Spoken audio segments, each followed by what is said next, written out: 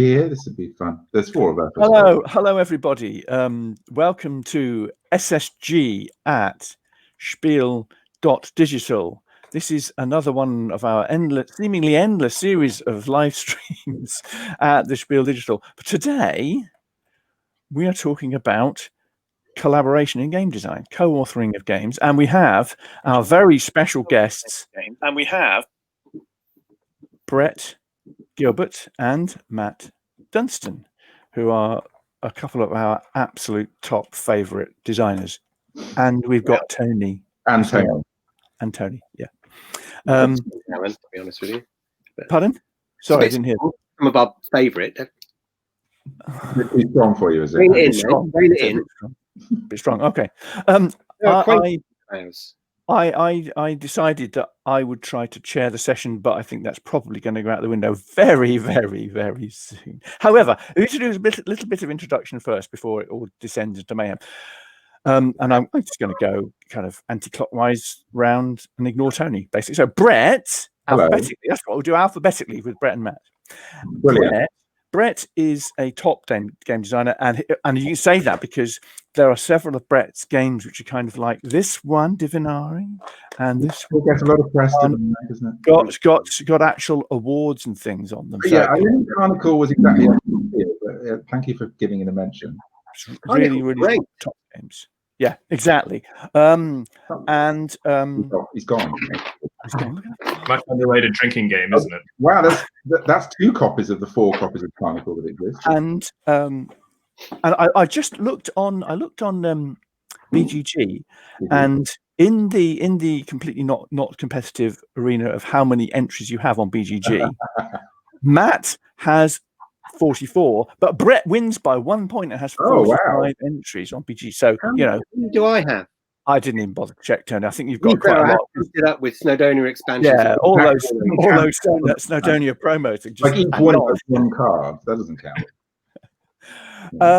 But quality, not quantity, mate. Quality, not quantity. Says the unnominated person to the this guy game here. Yeah, recommendation to Spiel and the nominated for Kenner Spiel. Look, that's the better one to show. This is the best one for Brett and Matt's collaboration. So that's one of the reasons why we're talking about collaboration is because of this game, to be honest, because it is that massive collaboration between Brett and Matt, and I hope we'll. Look, Tony's got one as well.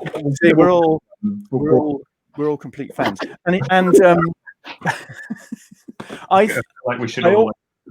I don't know why we're doing this. I was going to mention I've got that as well, Tony. Oh dear! Oh my word! This is I'm bowled over. We could have scripted this a bit more, couldn't we? I think people can tell that we didn't. Brett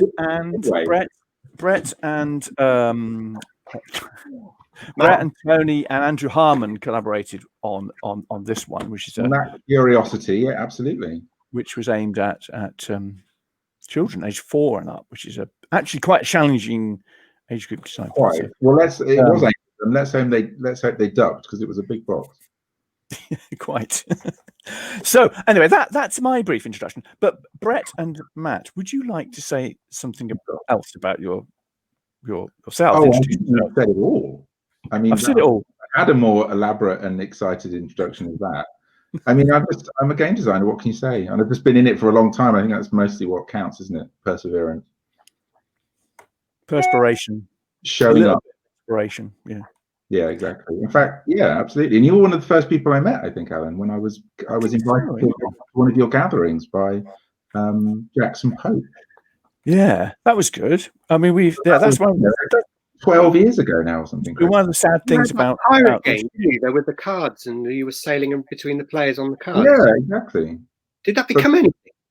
It did get published, but it's not exactly. And even in a tin, but it's not really worth talking about now. But the point is, that was a very early experience of meeting the broader community, which was enormously powerful and helpful. Yeah. Matt, anything else you'd like to say to introduce yourselves before we get into the? He hasn't said anything yet, Alan. Do you want to say anything at all? Can you actually break in here or not? Well, I mean, I'm just reminded of the times when Brett and I visit Tony, and I just sit in the corner, totting up all the vague UK 70s and 80s references of which I have no idea about. So maybe this, this will be a similar kind of Yeah, that's Swap Shop Game That Again, because that's a 70s reference, which will mean nothing to Matthew. Yeah, I mean, all these games that Tony's putting, these old games that he puts on his blog, I have, even less idea of where they. Yes, but with the best, happy to be with the best one.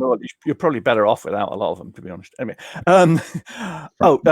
just before we get too far in, if you have any comments or questions for us, hello, Spielworks. Hello. I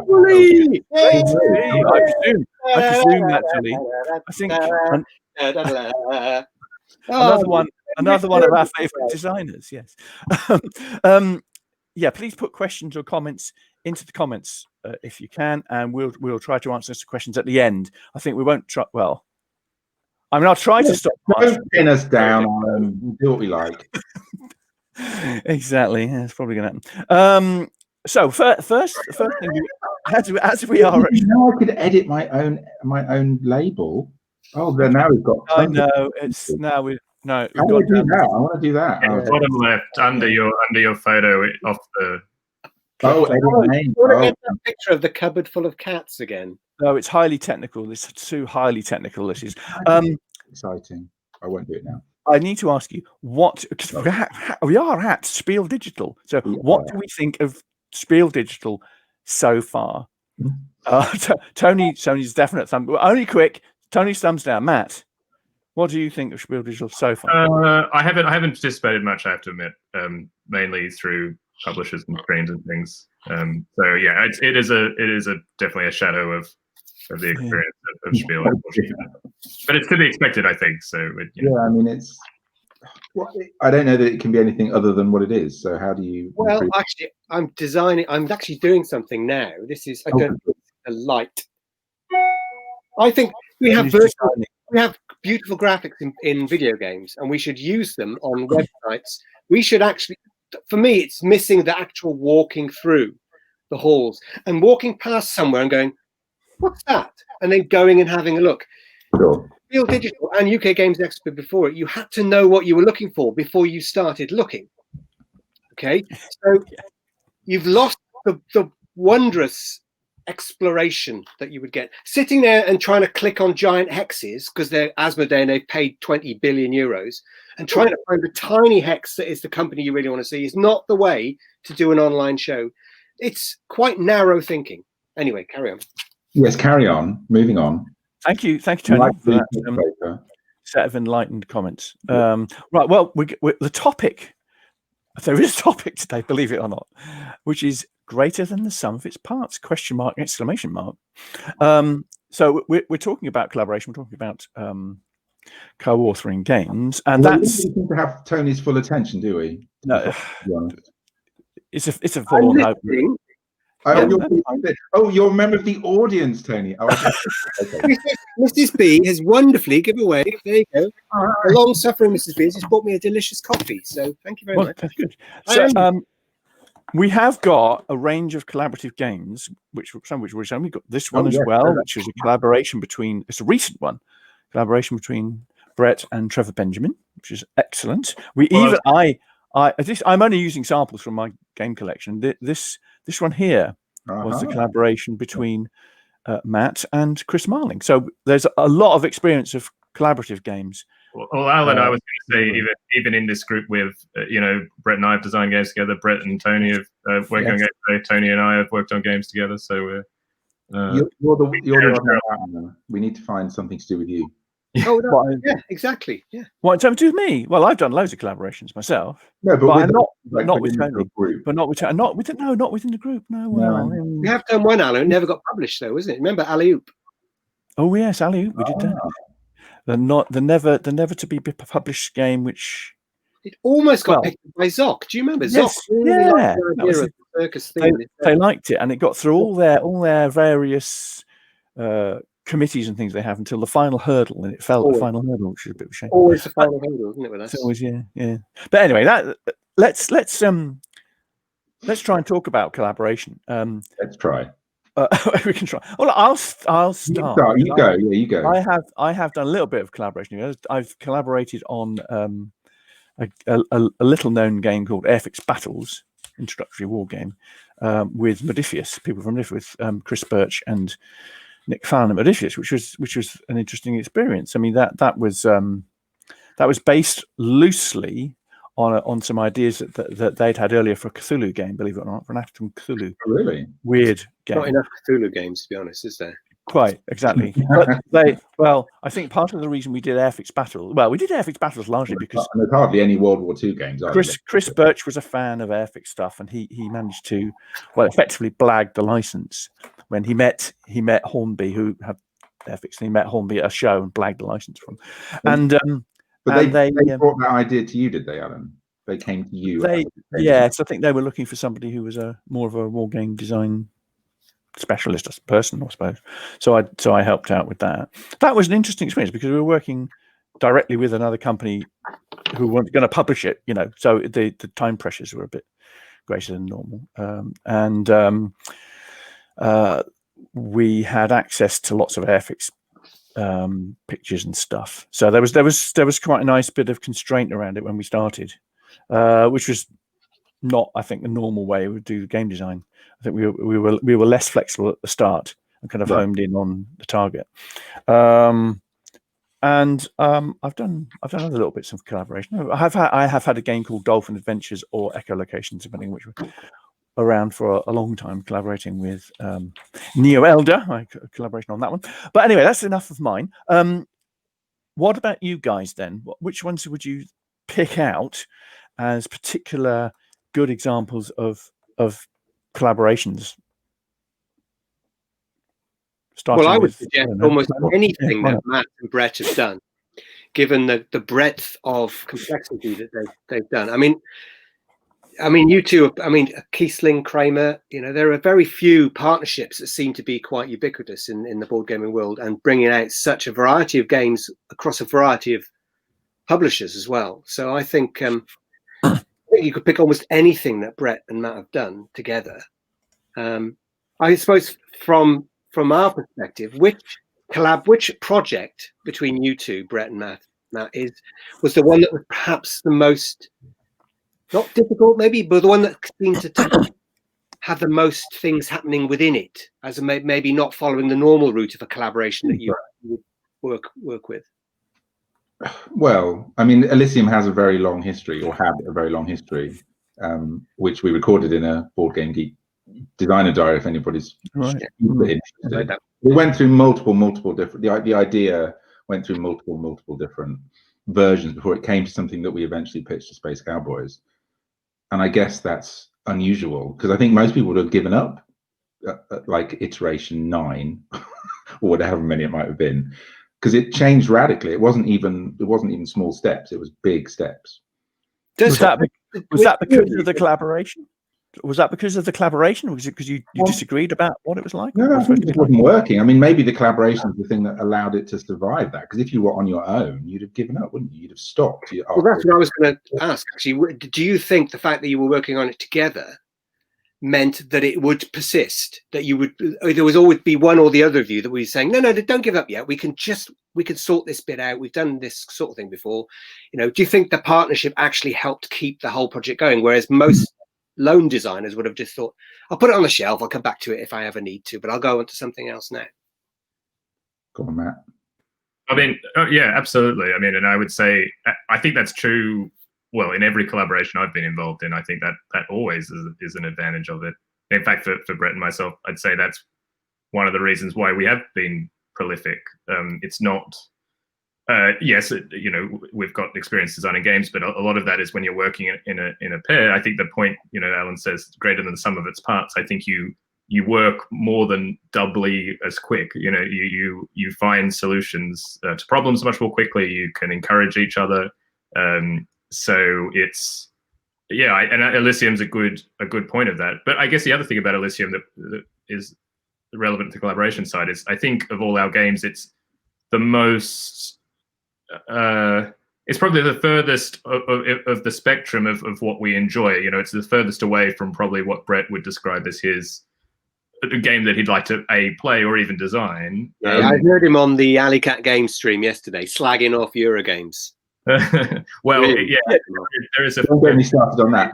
Yeah, It did look like something which might have been out of Brett's comfort zone. Yeah, whereas it's very much in my comfort zone. Yes. So, I would never have designed it on my own, for sure. Like, I wouldn't have even begun the process. But I think the fact that it continued to completion was because we were both there going, it's not quite dead yet. There is something there that we can latch onto, and it definitely almost times. Is it so it broadens you could identify which bits of Elysium were Matt's and which bits were Brett? Did you find that in your designs that actually you could say the rummy storing in Elysium, effectively the set collecting there, is a Brett thing, because that feels like a Brett thing, and the combos are the Matt thing? Or am I completely wrong? Have you both basically pulled a fast one on us? I mean, from my recollection, I mean, Matt is has many more ideas than I have, generally speaking. Just to kind of, always coming up with new ideas and seeing mechanisms or kind of facets of other games that he wants to bring into his own game. I'm not very good at that, actually. And as I've said multiple times in different forums, I'm much more of a developer. So I think probably most of the ideas that you could identify as distinct things, probably in the case of Elysium, probably came from Matt. But it was a question of then which do you put together and how do you kind of find a way through and how do they make sense together? And there was a point, some very late in the process, by which everything kind of coalesced. And lots of things that we had been playing with came together. And I think we could both see how to push that forward. And it was that curation of it, which was a collaboration, I guess. It's not about specific ideas necessarily. I think you're being slightly unfair to yourself, Brett. I mean, I would think back to Elysium, and I wouldn't be able to say exactly which parts of the game came from either of us. I think because it went through such a long process and so many different iterations, I think there was lots of points where we each had input into the mechanisms, the ideas, and you say I have a lot of ideas, and I remember definitely the first few prototypes were probably more in my head, and I'd sort of make things, but they were terrible. So ideas are not the only thing that will get you to a finished product, and I think we've reached actually a really nice way of working together now. I think where I might have an early idea, but it's actually the first time that Brett engages with that and has his input that it really moves things towards a real project. That, it's not a finished game, but it changes from a sort of a nebulous idea to like, I sort of am confident this will become a game, or it'll, you don't never know whether it'll be published, but I'm confident we'll get to something that we're happy with. And that's not just development. That's a combination of some new ideas. That's a combination of a different viewpoint, which I think is very important. If we're coming at things always in the same way with the same interests, then we're not going to improve the game by both of us working on it. The fact that we have different different things that we like or different preferences means that actually the game benefits from all of that rather than sort of duplicating things that are already present in the collaboration. So how does that affect the decision making in your design process, if we can grandly call it that? And in a way, you've answered part of the question already, which is, what's the difference between collaborative design and doing it on your own? But how do you do decision making between? How do you decide? Are you? I mean, how do you decide on things where there's actually a bit of tension, a bit of conflict between? Well, I mean, I think that's when there is tension and conflict, then you have to kind of stick up for your ideas. Then you have to interrogate them. You have to defend them. And if the other person goes, you know what, you're wrong, or they come up with a better argument or a better version of that idea to take forward, the trick is then to let go of whatever you had and go, you know what, you're right, let's try that instead. It's sort of a yes and thing. I mean, you have to be prepared for that. And if you weren't, then it just wouldn't work. It would, just die at the first hurdle, wouldn't it? It wouldn't get past that first step. So if you're both clinging on to your own element of that and saying, no, it has to be this, it must be this, it just wouldn't work. It wouldn't develop. It wouldn't evolve. And I think that's also where you get the better games. I think as I've become more and more of an experienced designer, actually, I think the real risk is that you get very good at making either the same sort of game or making easy decisions that you don't question in a design, because obviously a design is made up of many, many small decisions about how different parts are going to work together. And if you don't have to, if you're not questioned on any of that, then I think you will tend to make the same sort of game. It might not be an absolute replica, and it probably won't be as exciting or interesting or novel or whatever. But it's not going to push game design forward or make something new. And the moment you actually have to defend something because the other person really disagrees with it, I think that's where not only do you have to defend it, but that very process makes the game better, even if you keep with the same decision after that discussion. Because you have an excellent defense of it. Like, your logic was really sound, and by interrogating and vocalizing it, that's a really positive part of the process. So in effect, you might be making decisions there. You might be arguing through points and making decisions. You're not necessarily compromising. Are you saying? Because I'm interested that you're saying that it makes better. I agree with you. It can make better gains, but then there's no real reason why a collaborative game would be better than a game designed by a single person. It's not strictly better. It's not that the decision is somehow abstractly better. It's just that the decision-making process is more productive, I think. So you're more likely to get to something good more quickly, with more interrogation, with more consideration than if you were sat on your own trying to do all of that in your own head and argue with yourself. So it's not that the ultimate. Clearly, there are very successful auteurs out there who do fantastic work, and maybe they have great development teams. I have no idea, or maybe it just springs perfectly from them, and they do 3 million playtests, and they've got all the data, and it's just a perfect system. But that's a lot of work, and I think it's just a lot easier to do something good when there's two people, provided they have the right kind of relationship, I guess. Yeah. The other thing to say, you talked about compromise, and I think the other ultimate point, and you have to find a fit with anybody you're working with, right? There has to be some sort of personal relationship that allows you to design together. And I think for Brett and I, ultimately, I don't think either of us are particularly strongly attached to any particular idea or even a later prototype. I mean, it's not that we don't enjoy the games we're making, but we're not really willing to die on many hills for many. Right. It usually, I don't think either of us are particularly stubborn when it comes to the games that we're working on. I think there might be other concepts in game design that maybe we are stubborn of, and as is Brett's hatred of Eurogames. But I think we both want to make a game. We want to get to the end point. We want a game that we enjoy that's finished, and we're happy to just get to that point and work together to do that. We don't need to, fight and stand our ground. No, if you had two people in that trying to do that, and they had really strong egos, and they were really attached to a specific, if it was a passion project for them and the other just didn't see it, it just wouldn't work as a collaboration. They should just go off and do that as their own thing, because they're too attached to some element of it, some story, some narrative, some mechanism. And that's great if you do that, but that's not going to lead to a successful collaboration, I don't think. I think there is a personality thing there, isn't it? I think that you have to mesh. You have to know each other, I think, to have a successful collaboration. I mean, in a sense, that kind of brings us to potentially what are the cons of collaboration. I mean, in some of the collaborations that I've been involved in, there can be differences of approach. For example, Tony and I actually, when we started Snowdonia, Tony and I were going to do a collaborative game. It was intended to be collaborative initially, and some of the early ideas we generated, which were later ditched, I think were quite good. But then I think Tony and I now found that our styles of approach to the design process were totally different. I mean, I tend to take quite a long time. That's a short way of saying it. Yeah. Well, yeah. Okay. Fair enough. Yeah. Yeah, I accept that quite happily. It's Tony will time, Tony will just speed through something, and if we might have an agreement. I'll do this, Tony will do that, and he'll have done his and half of mine before I've even started on my bit.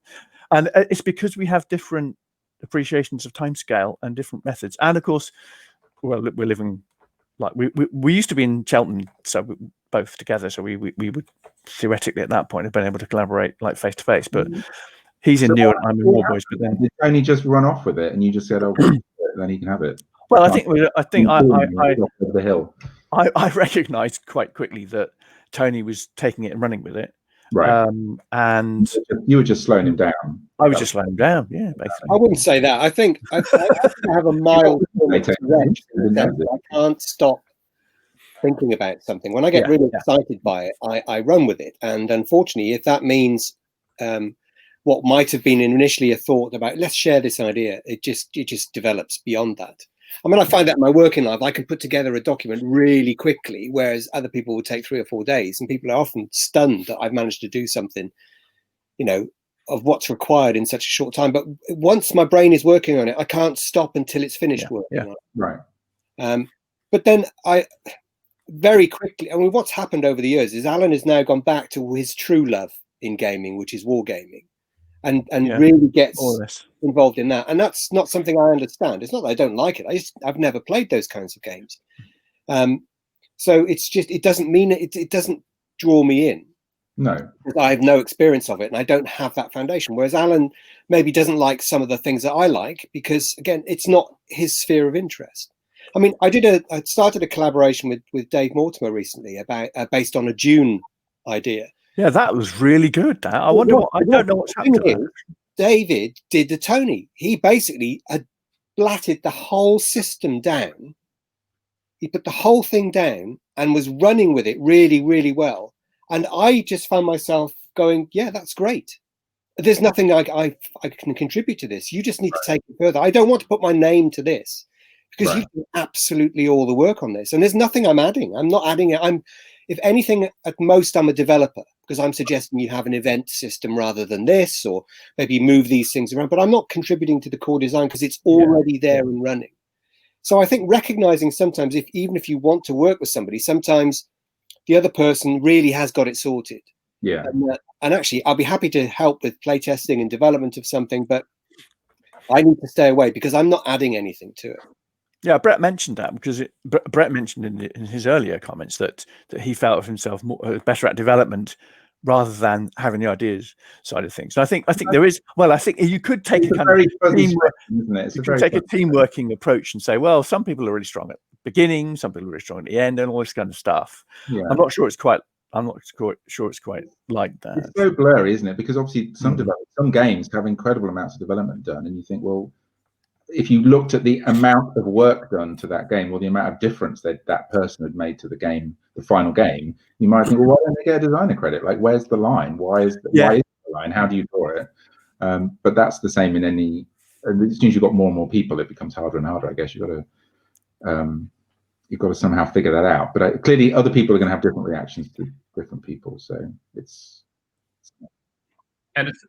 about fit as well. Ultimately, I don't think it's not about one way of working over another. It's not necessarily, some collaborations work well when it's like a relay race. One person does sort of take the design almost in a solo capacity and then passes it on to the other designer and they work on, I think there's many different ways to work. And I think we all have collaborated with a lot of different designers. I've probably have published games with at least 6 or 7 different designers by now.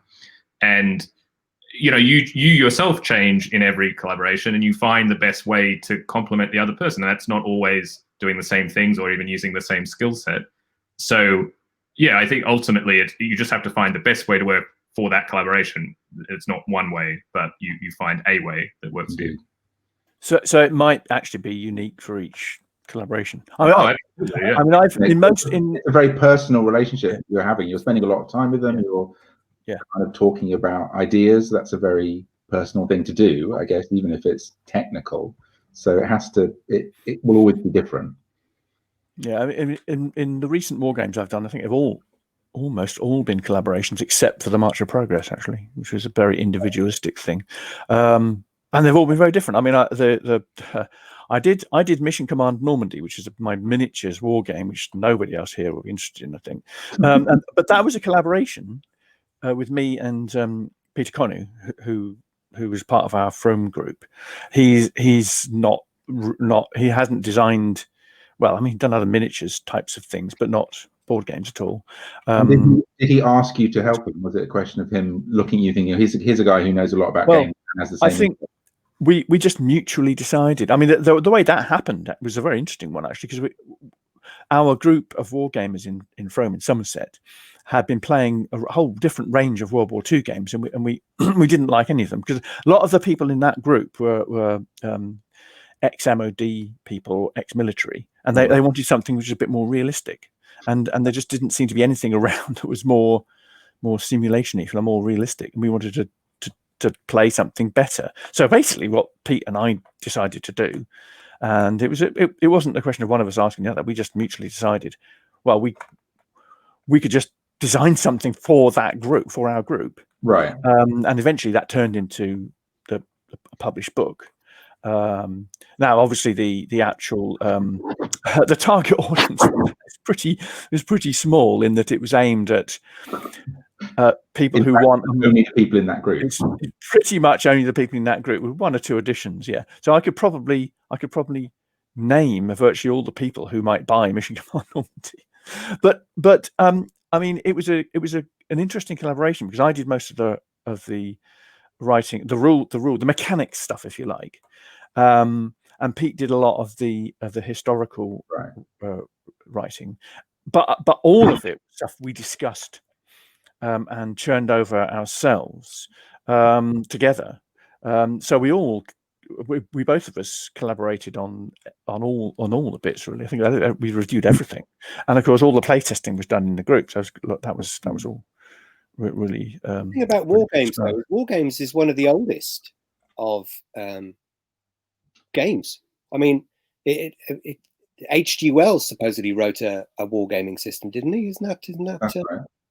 So and it goes, certainly the Victorians loved all that kind of stuff. And if you watch Chitty Chitty Bang Bang, that gorgeous movie, there's that lovely sequence at the end where James Robertson Justice is throwing things across the room to knock down the armies of his former Batman. You know, it's war games are.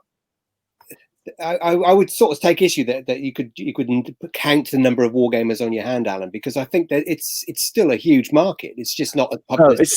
I mean, people who nowadays want a simulation-based miniatures game. That's not an area. That's not. I don't think that's really an expanding area of the market. But it's very old style. And the fact that we can still do that in this day and age and actually publish it means something. I'm not quite sure what it means. It means that we can indulge ourselves a bit, I think, because it's relatively cheap to produce things like this nowadays. I think you're being a bit also harsh on it. I mean, David Thompson's in the chat. I mean, I think there's also a new cadre of designers who also still have a great love for war style games, but are just merely, putting their own spin on it and being informed by more, just as I'm sure war games in the Victorian times were informed by however people played games at that time. And now we're, and so, there's going to be differing schools of design. But I think I'd agree with Tony, actually. I think, and also I think there are many more players who may be interested in war style games, but potentially they just haven't found the one with the right mechanism. Yes. So. Yes, I think that's true. Yes, I'm a bit self-deprecating on that, I guess. Well, maybe it's more about narrative. Narrative has become much more important in board games. It's not enough now just to put a plastic piece of the pirate ship and say it's a pirate game. You have to kind of give a little bit more of a feeling to it now. And the legacy games are incredibly popular, and the exit games and so on. And I know, Matt, you've designed several of that kind of game as well. So I think people are in discovering board games, they want that more filmic feel, the media feel of a good TV series or a good movie or a good book. And I think war games with more factual content, more simulation content is really important. I think that will get people back into the game rather than simply thinking that they've got some lovely plastic pieces, but all they're doing is looking up numbers on a table. What they want to feel more is that the decisions they make actually have an influence sort of narratively to their forces. Yeah, I'm certainly when we were designing Mission Command Normandy, and it's a continuing process. The whole point of it is the narrative. I mean, one of the things I like about Mission Command Normandy is that when we do a scenario, we will it's generally a historical scenario or a pseudo historical scenario, and Pete and I both agreed that really you could put some hard and fast victory conditions in there and say you got to do this, this, and this, and you get some victory points. But we scrapped that because that's not something we wanted to do. We wanted actually at the end of one of those scenarios, what tends to happen is people discuss what happened and who actually won is a key point of contention. So it's actually I like that idea in games that, in a way, as I said yesterday, I was talking to Daniel Danzer after our show yesterday. Part of what conflict games is all about, or any competitive game, it's a negotiation about who's won. And what we're doing in the rules is putting some parameters around that negotiation. But I like the idea of loosening up those rules so that it's more of a discussion about the nature of winning, which is a bit philosophical. But you can do that kind of thing, I think, in a collaborative game. And somebody can keep me on a narrower track if they want, and I don't get too philosophical. I mean, March of Progress is one of the ones. I did it on my own when I did it initially. The initial scenario was basically you play until one player concedes. So you don't actually have victory points in the initial game. You didn't have victory points in the initial design. But I figured, how can I sell that? I can't sell. I don't think I really sell the concept that you can theoretically keep playing until somebody just gives up. Well, part of warfare is that it's you only. If you look at the 1940 campaign in France, the French government decided that it had lost, and they actually stopped fighting and made peace. They could have kept fighting. They could have had a government in exile and kept fighting, but actually the French government itself decided to give up. So that's part of what wargaming is about, and I think that there's an element of that in that discussion about negotiation of victory, what victory means, what winning means in games. But so many games are about, I've got the most money, I've got the most power, and it's kind of limiting in that sense. It's kind of saying to gamers what's important in life.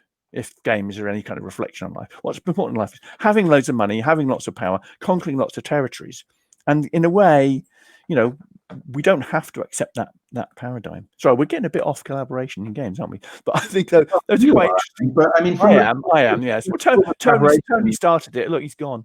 He's left. Exactly. He's abandoned. From just using the mission command example as an example of collaboration, it sounds like there was somewhere you described yourself as the mechanic, and your colleague as the sort of the writer, the narratist, like it was trying to come up with a story. But clearly there was something in the middle that you were meeting on, specifically or this kind of philosophical reflection on the nature of winning. And you you both had that as part of your goal. Because if you guys have played Magic the Gathering, haven't you? Who's played Magic the Gathering? Yeah. Playing until somebody concedes is quite a big part of Magic the Gathering. The word scoop is part of the mainstream glossary of Magic the Gathering. Yes. So it is a valid mechanism in a game to say play until somebody decides that they're not going to win and they have to give up. Only a complete tosser would make the thing last all night, despite the obvious information that they're going to lose. Well, but there is in Magic the Gathering. There are ways of winning. You win by taking away all their life. So, if you're building a combo deck and you don't get the pieces you need. I mean, I play a lot of Magic the Gathering online at the moment, and the number of times you haven't even played the first card and somebody just concedes because they obviously got something going on and it's not going to happen for them. They can look at it and go, this isn't going to happen until turn 6 and I can't win if I have to sit around until turn 6.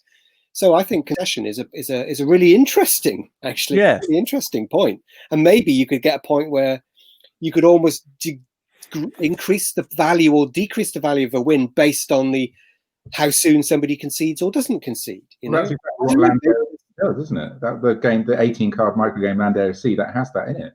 Exactly that mechanism. If you concede early, you concede fewer points to your opponent. Yes, exactly. That kind of thing is good. Well, it only plays out if you play lots and lots of rounds with the same opponent, but it has exactly that in it. But it's just very, very kind of shrunk. I've only played it once or twice. Which game is that again? Sorry, Brett. I think, can we put that in the thing? Because that sounds fun. No, I hadn't thought about it until you mentioned it, but it's Land, Air and Sea. It's like a little, what's the publisher? It was only out. It's not Button Shy Games, is it? No. It's in a guys that do those wallets. No, it's in a box and everything. I put it in the chat. I'll put it in the chat. Somebody can put it in the put a link in the chat for us. But the point, I think that's exactly because you can see and you know a lot about what cards you have and what cards based on what the opponent is doing, you might choose to concede in terms of Arcane Wonders. There you go. Thank you very much for that. That's good. It's designed to be played very, very quickly. I only played a couple of rounds with a friend online, and it was really interesting because it's so tiny. I mean, I'm not a war gamer, God knows, but because it's such a kind of tiny, kind of lean little engine, and once you've understood what each of the card values, what each of the special powers can do, I think that idea of concession early would come into play. I think that's a good, interesting idea. I was going to ask you, Brett, because Brett, you're really good at coming up with the little lean ideas. So how much do you end up with Matt sort of layering things on? Because I know that having had various discussions with you about my prototypes over the years, you really don't like extra fat on a game, even if that extra fat is there for a very clear purpose, whether it's thematically or whether it's to add an extra layer of challenge or whatever it is, or to satisfy the people who love Eurogames as opposed to those who detest and despise them. Well, yeah, asking you to design a Eurogame will help you is probably missing the point. I mean, to me, it seems like the games that are most interesting and most impressive, regardless of theme or kind of even mechanic, are the ones that do a lot with a little. Like they seem like the most exciting, and they're the ones, therefore, that speak to me and think, oh wow, what a clever idea.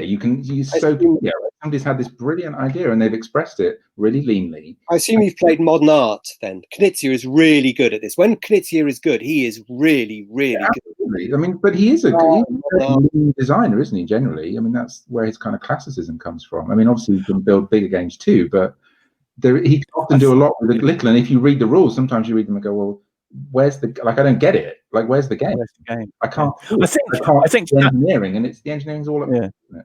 That's where collaboration can really help, because if you've got a collaborator, they can tell you this is something you can get rid of.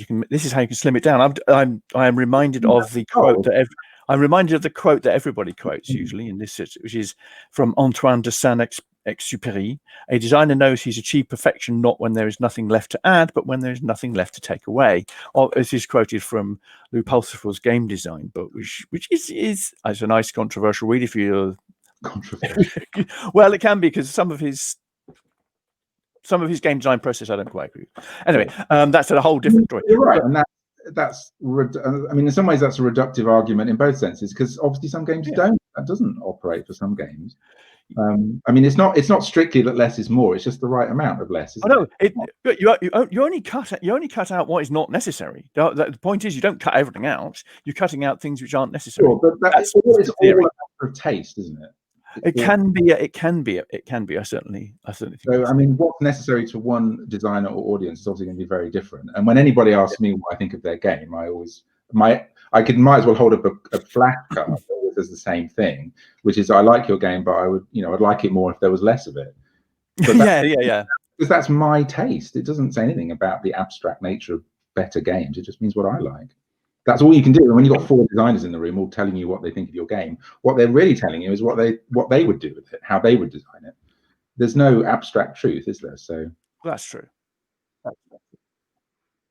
The only thing I just want to add to this kind of smaller games and this sort of simpler idea and how it relates to collaboration is this idea, I guess, of iteration in a collaboration, but even outside of that, is I think with some of these simpler games, you can't reach that point by iterating even in a collaborative sense. Either a game has the germ of something that works with such minimalism.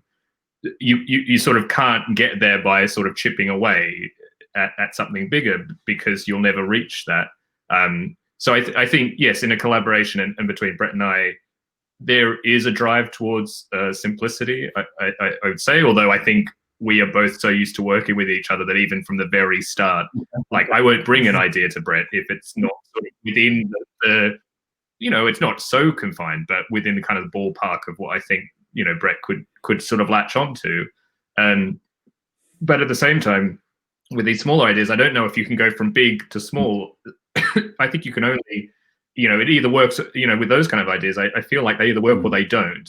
And yes, there are of course serendipitous points where you shave off things of a game and then suddenly kill the winner.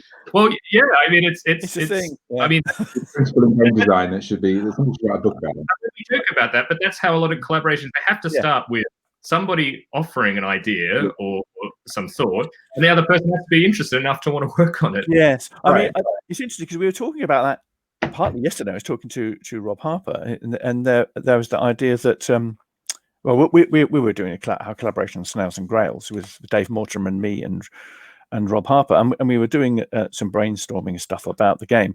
And I think the important point there was that Dave particularly was very good at saying, effectively saying, we've got to make something actionable. There has to be, you want to make something. The creative process is actually creating something. It's not just talking about it. Right. And I think if you've got a group of designers who are working on stuff, then somebody will say, well, let's just get something actually done. And I think that's really helpful. Otherwise, you couldn't end up talking about ideas.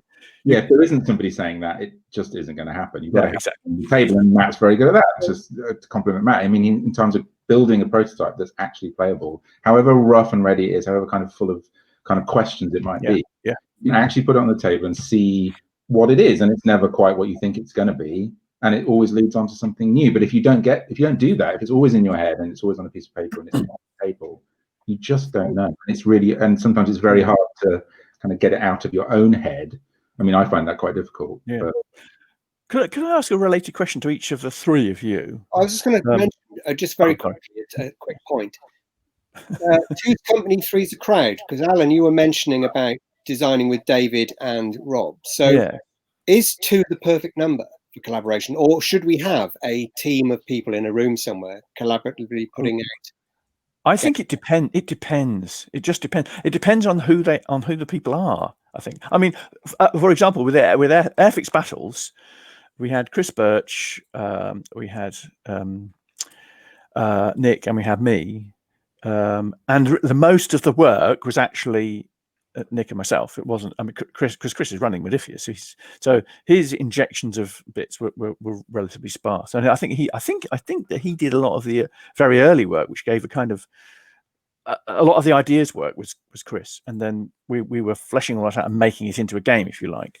So, and I think we were all happy, we were comfortable with that. So it depends on who you are. I think with Rob and me and Dave, we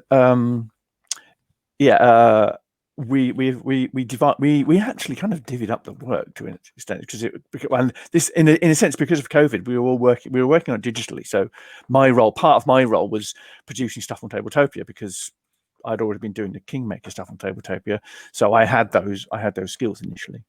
So it's divvying things up, but it does relate to the question I wanted to ask all three of us.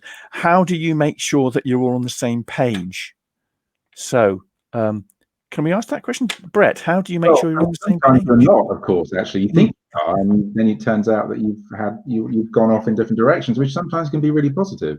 It's like, even if Matt and I have a conversation about a game which hasn't yet even become something, and we're just talking about an idea, or one of us writes an email and the other reads it, often there's a misunderstanding. Like there's a gap. Makes an assumption about it. And it's like, oh, I thought you meant we were all going to do this. It's like, right, yeah. Maybe we totally should do that. That's better than the thing I was thinking of, for example. So actually, sometimes you're not on the same page. I mean, obviously, there has to be a moment when you both sit around a table and you look at the same material and you actually play a game. Yeah. And then at that point, the rules have to coalesce. But it's sort of quantum mechanical, isn't it? Like the wave function has to collapse into something at some point. But before that moment, before you actually are both there, or however many people you're talking about, and you move a piece and you do it and you play a card, it's kind of it doesn't really exist. Like it's both in two people's heads at once. Yeah. So it can't be the same. Like there has to be some separation between those two ideas, but at some moment it has to become the same. And that can happen repeatedly, actually, even through a process. Matt, are we all going to just agree with Brett here, or is that? Yeah, I think so. I mean, it slightly relates to, I think, what you were talking about with the, this question of, three's company, two's company, three's a crowd, and all this sort of. I mean, it's starting to get at the other kind of skill in collaboration, sort of project management, which is not just about designing, and it's another skill set that designers can bring into a collaboration. And part of that is making sure everyone's on the same page. It's disseminating. Obviously, when there's two people, it's very easy. Either you've told the other person or you haven't. But anytime you have more than that, then you've got to start thinking about, well, does everyone have this information? Can they access it easily? In these COVID times, does everyone have access to the tabletop simulator mod? Because have we shared playtesting information? Because people are, you'll be playtesting in separate groups. Brett and I mean, that's something we've, Brett and I have to get used to a little bit, because we've always worked in the same place, and I don't live in the UK anymore, or at least currently. So that has changed, and you do have to start thinking about, well, how do you capture that information. Thankfully, Brett's very, very good at writing rules, even quite early on in a process, and that can be a very good way of capturing. And the moment you get someone else to read the rules, that immediately will answer the question whether you're on the same page or not. So I think, you have to think about those other skill sets, as you said, Alan, like building the prototypes on Tabletopia and sharing those things, and or even in a discussion, it's sort of even the skill of a chairperson or things like this. All these other kind of soft managerial skills, in a way, are also very important. When do we say, when's the time where we stop talking and start doing? Or what you can't brainstorm forever, but you also don't want to cut off brainstorming too early, because maybe you're going to miss the kind of interesting thing that will arise out of it. So that's all important. Anything to add, Tony? I know you agree with Brett. I very much like being with the other person. So I'm very happy to host weekends where we can just discuss, we can play test games, we can work on something together. I think there's no substitute for that, actually, as Brett says, actually sitting there and just trying things out, moving things around a bit of paper, seeing if it makes any sense, seeing if anything occurs to you. I found when I was working on Foothills with Ben Bateson that he had a fantastic idea for the card action flipping mechanic, but his initial implementation of that was very, very restrictive. I mean, a card would flip to affect the ability of another card, which would then be used to do something. And I found myself just being blocked and mentally blocked, because I couldn't plan. It was so many variables in such a short space to kind of work out exactly, could I do what I wanted to do, let alone could I do something the next turn or the turn after. And I very much wanted the idea of just do the thing and then flip the card, and then it would reveal a new action. And there was no dependency between actions and other cards as well in that extent. And the only way to work that out was to sit there and say, look, Ben, I'm really finding this implementation difficult. Let's just try it now. I will put a different action on the other side, and we will just do it as face value. So if I dig here, it becomes a build space instead. So let's see how that affects us. And we played it through for about 10 minutes, and it had no discernible degradation of effect on the decision-making space. But it was a lot easier to get to making the decisions. You could actually plan 2 or 3 turns ahead. I can do that because then I can do that to get the resources I need to do a build I need, which then gives me this movement, which means when I do this action, I can now capitalize. And it was only by actually just literally sticking bits of green paper in a sleeve and saying, this is now action A, and purely action A and nothing else, that it all made absolute sense. And Ben was sort of, yeah, okay, that seems to work. It's not as bad. It's not limiting and sort of dumbing down the mechanic that maybe the way I thought it was going to do. It led to other problems, which is how do you balance the different variety of effects?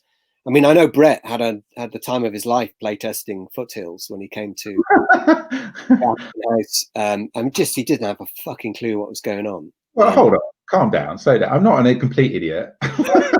You were sat there, you pronounced after one card flip that you had nothing you could possibly do, and we pointed out between you're right. 3 other things that you could do, and if you planned for it, there was probably a 4th and a 5th that you could point out, however, my feedback, you did change the game directly based on my feedback. You pre-programmed. I have found Brett's feedback to be essential. I have to say. Something that Brett would say that is of immense value. I am not going to take that away from you at all. But I would point out that you were both extremely resistant to the idea of pre-programming and to solve the problem I was having as a player at the time. But you obviously relented. But here's the thing. That's exactly the problem. Or rather, this is exactly why collaboration can be good, because you can be really latched onto something that you think is really important, or you think that's a really important constraint, or that's a really important opportunity, or that's a really important step in a process, which I think is going to be interesting. And somebody else comes along, whoever it is, and goes, I don't get it. And your reaction is, well, you're an idiot, or you're not thinking about it long enough, or you're playing it wrong, let's say. Yeah. And actually, maybe there's an answer there. There's an observation. It's not that their solution is necessarily the right one, but their question is the right question. Yes. And if you're not answering them, then you're not doing your job. There are no stupid questions in playtesting. No, and I've done it lots of times, and Matt's done it. You know, we've all had hundreds of playtests, and it's still really hard to have somebody go, I don't like it. Yeah, absolutely. And it's really hard to go beyond that to the thing with the question, which is, I don't understand it, or I don't quite see why I do it. And then to address that question, it's a really hard thing to do, and it never actually gets easier. And people are really passionate about it as designers. And you know, the next man, the man in the street that turns up and rocks up and goes, I don't get it. It's like, well, no, you're right. You shouldn't get it. It is too complicated, or it is opaque, or I have made it too hard. So maybe I fix it so that you can get it, because you're my audience. Gentlemen, I'm conscious we're getting near to 12 noon, and I wanted to kind of have a kind of possible Q&A, and we have got. Have we got some cues? We've got a couple of cues, which is good, from Spielpunks. Well, let's face it. Let's have a look of a question or two. We've got. Do you like playing together when you design together? Say in a team where you team up against other players. So what's your? Anybody throw an answer in there? What do you think? What do you mean? Sorry, I don't understand the question.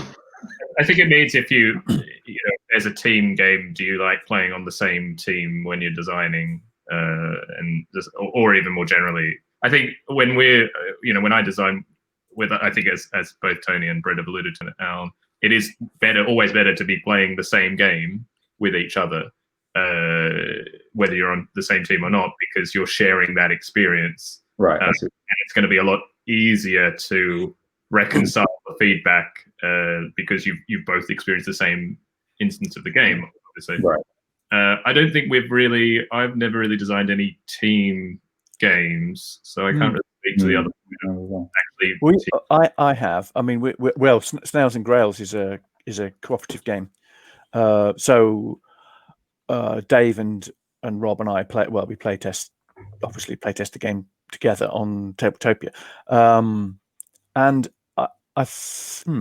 I do like playing as a team. It's good. One thing I have a slight concern about is that we do know each other quite well, and is that a fair playtest? And obviously later on we're going to be doing a lot more other places, and Dave has actually managed to do some face-to-face playtesting with other people, which is very helpful. So I think I do like playing together, and I think you kind of have to do it, but there is that problem of groupthink, your game could be broken, but you may never discover it because you're always playing together in the same kind of way. In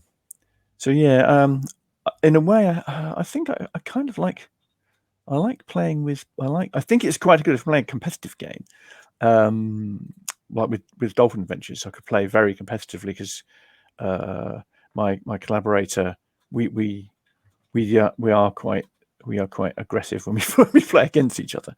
I think we like playing against each other rather than together. It's I don't think I'd be very good playing cooperatively with Nia.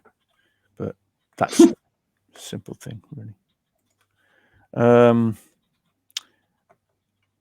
Let's just see. Are there any more questions? Somebody just said, "Just got here. Please start again." Let's not. Yeah, thanks for that. Thanks. That's, Tony's muted himself. Well done, Tony. Yeah, well, there's a little bit of a to-do going on here in the background. So, okay. But yeah, it's that's Nick. Hello, Nick. Yes. Nick's doing. I don't know whether Nick's collaborated with anybody. But go on, Nick. Ask us a really awkward question about collaboration. Yeah, go on. Yeah, do it. Yeah. Do you have to Now you're on the spot. Oh, here we go. Oh, yeah. Sorry. Nick and I were supposed to be collaborating on a Bagpuss themed game.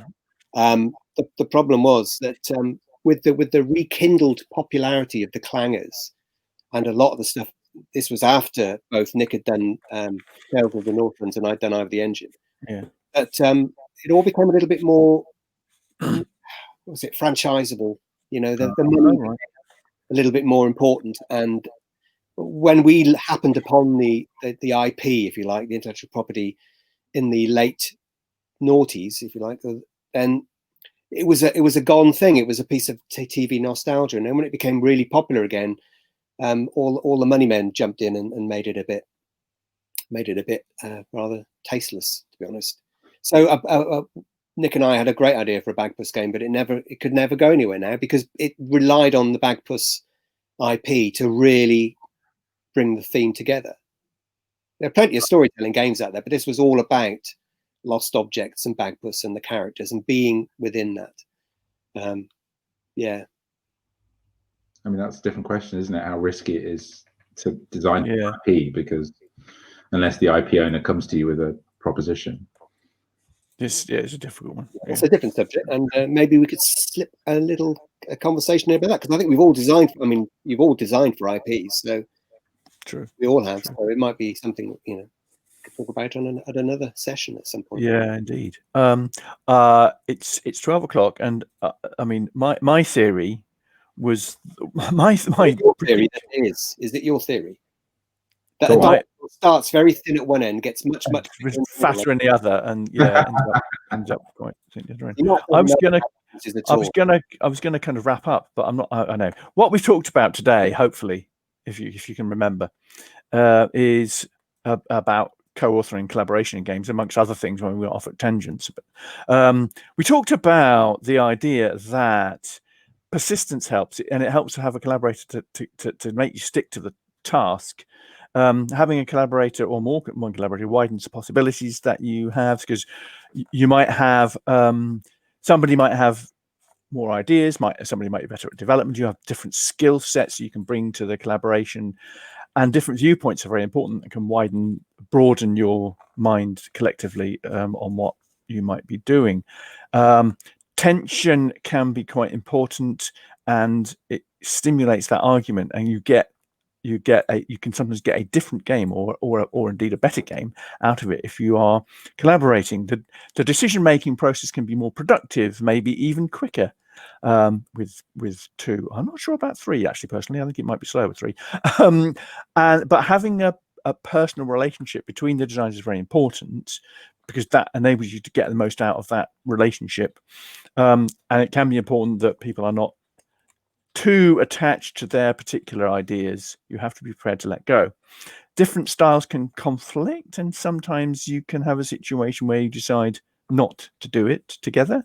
And I personally think that if that happens, it's better to decide quite early. And I'm quite happy that with Snowdonia, for example, I ducked out quite early. There has to be a fit between the people, and there are very, very many different ways of doing collaborations, and they're probably all unique. We also diverged into looking at the nature of winning, look at concession early as an idea. I think Brett's great comment there is no abstract truth, which I think is kind of pertinent. Well, I mean, you can say that almost at the end of anything, can't you? Well, quite, you can. It's true. So, but it's quite important to have something. It's quite trite, but never mind. It's quite important at the start of a collaboration that you have something playable fairly quickly. Otherwise, you could just drift off into the nether regions of continuous discussion, not actually getting anything done. We talked a little about what it means about staying on the same page, and sometimes it's a good idea not to be on the same page, and you crystallize out where you're going by discussing that particular problem. And I think that is a kind of summary of what we were really paying attention. I made notes, mate. I made notes. Yeah, I know. Really high end. That's professional. I like Yeah, well, there we go. I try to be professional. It's a hard thing for Surprise Day games for me. Anyway, is there anything else that anybody in our little audience here would like to add? If you have something you would like to add, stick it in the comments. Is there anything that anybody else I was going to say in the room, you know what I mean? Any of the three of you would like to add that we've not actually mentioned? Any burning thing you want to know? Good, that's great. Well, it just remains for me. Oh, actually, Tony. Yeah, sorry. Tony, go on. Brett, can you mock up those ability cards for the Great Race? You know, the ones where you get when you finish. The thing that we last talked about 2 years ago. Yes, I know. Yeah, the ones I keep sending you, and you keep not replying to me. I mean, this collaboration's worse. Yeah, this is the only way he's been able to talk to me for 3 years. So. You've got the original prototype because you took it away with you, didn't you? Could you send it back to me as well? Because I want to rekindle it, even if you don't. So. Send me an email. Don't do this public. What do you mean? I've sent you about 30 emails. It's awkward to see Daddy and Daddy argue, isn't it? It's just one of those things. It happens in collaborations all the time. I think collaboration is actually all about argument. That's why I stopped doing this Snowdonia. It just degenerates into bickering. You'd make a great couple. Bickering, I think, is the word, isn't it? Well, Matt and I have been compared to a bickering couple in times. Well, I was also assumed to be his father at one point, which was worse. Yeah, well, to be fair, as long as you make up afterwards, as long as you make up afterwards, it's fine. Right, Matt's going to go and tidy his room now, by the look of it. Good grief! And on this, I love it. And with that, maybe we should all go away and all tidy our room. Look, my room's really tidy. Look. Just because I put sheets over everything so you can't see the mess, that doesn't mean it's not. We know it's there, though. We know it's there. Okay, fair enough. Yeah, quite. Anyway, so it remains for me to thank everybody who listened to our rabbiting on.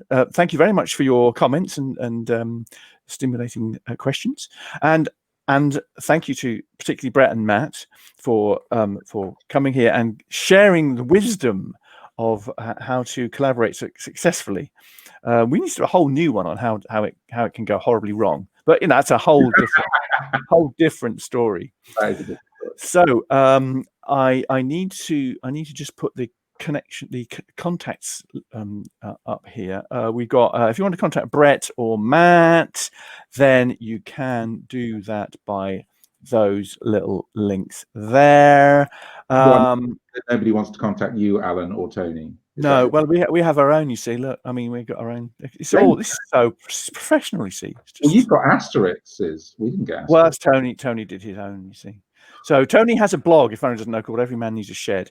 Don't go there. It's just hopeless. Yeah.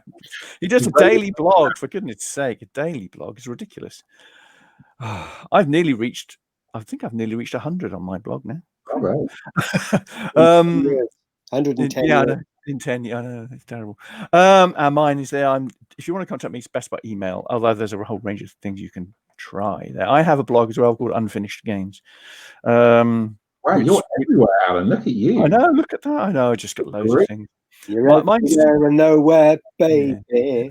That's where you're at. Oh, we don't want singing. No singing, please. No. I think I can do this. You see, I can just cut him off. Absolutely. Anyway, bye everybody. Say goodbye, everybody. Bye.